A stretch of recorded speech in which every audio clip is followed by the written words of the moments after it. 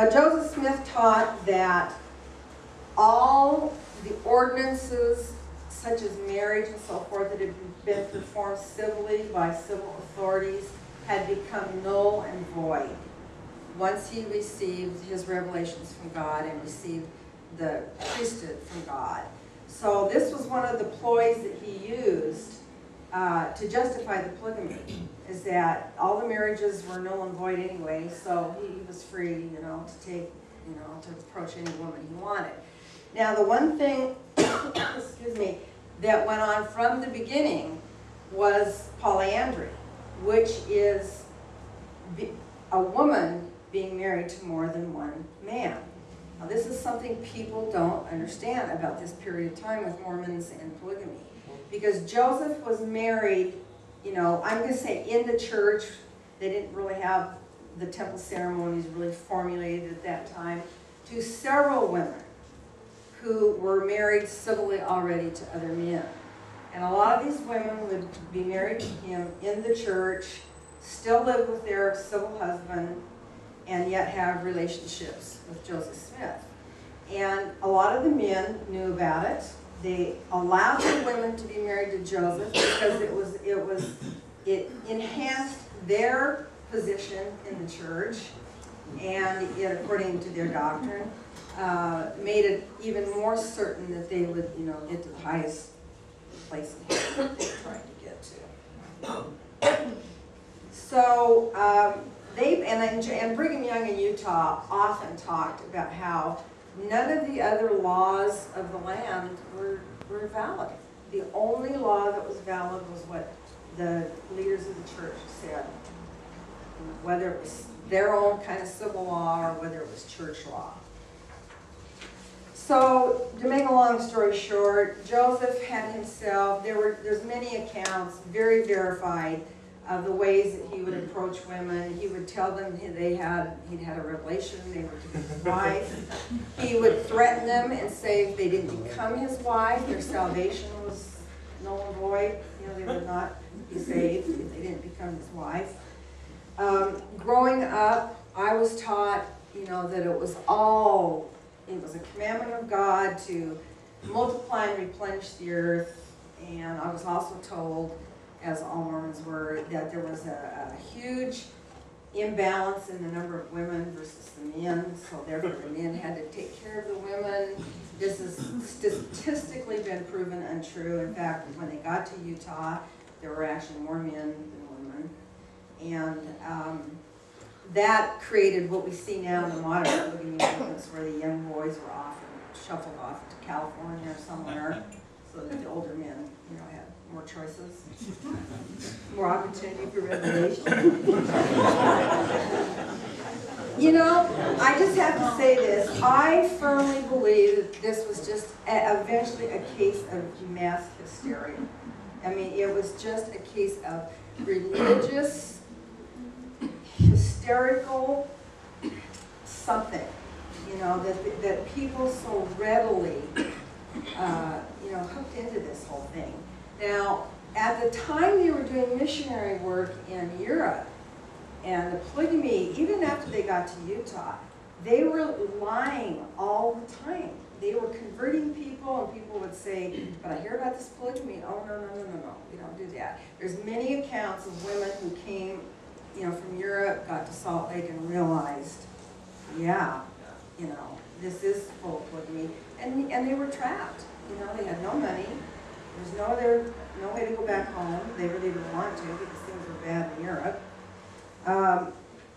There's several times, I have quotes here that I don't have time for, where some of the general authorities, the 12 apostles, would go on missions and completely deny polygamy. And I have quotes where they say it's an abomination for you to accuse us of that.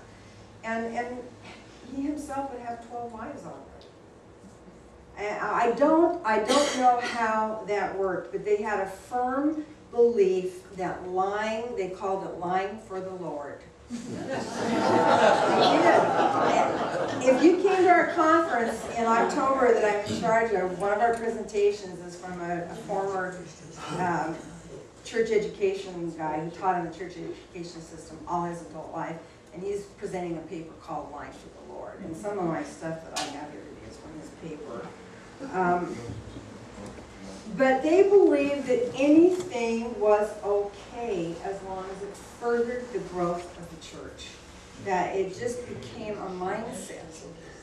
And not only that, Brigham Young was an absolute dictator in Utah, and I've got quotes here where he actually says that, I'm a dictator and I will dictate, whatever I choose to dictate. There's a famous talk he gave where he started calling the women whiners and told them, that they were free to go, that he would give them 2 days' time, they could pack their things, all these polygamous wives, and if they chose to, they were free to go, but remember, if you go, you lose your salvation. And where were they going to go? These women had lots of children, they were trapped. But the polyandry thing is the really weird thing, and they had a lot of weird things going on. They believed that the more wives you had, the more children you had, the more sure your judgment by God and your place in heaven was going to be. And that, I've said this before in my talks, my ancestors who were involved in it, I know that they believed. I know that they thought they were doing what God wanted them to do. But there is ample evidence, as anybody with a brain would know, is that all the perks were for the men. The women, it wasn't just sexual. I mean, it was economic and everything. The women, how many men could support 3, 4, 5, 10, 15 wives with all those children? And most often, many of those families suffered. This book right here was one of the first, this was one of the first things that started my journey in the church. This book was written from a diary that this woman kept that she never intended to have published, and her children found it in a trunk after she died, and they decided to have it published. She was the third wife of a very prominent man in Utah. Long story short, she ended up with 10 children. He never lived with her.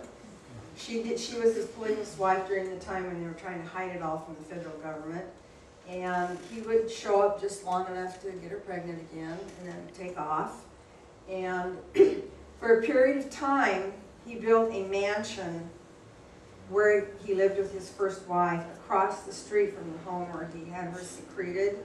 And when he would have parties, which he did often, he would invite her children over, but she was never invited. So her children, and a lot of her children didn't even know he was their father. That's how secret it was. This was in the later 1800s of the church. But when I read her story, it was just so sad. I mean, she lived, and she never quit believing in what they called the principle. That was the euphemism for polygamy, the principle. She somehow convinced herself, in spite of her sad life, that she was doing what God wanted her to do. And so that's why she never intended to publish this, which is really an indictment. But I read this book, and I just, that was a turning point in my life.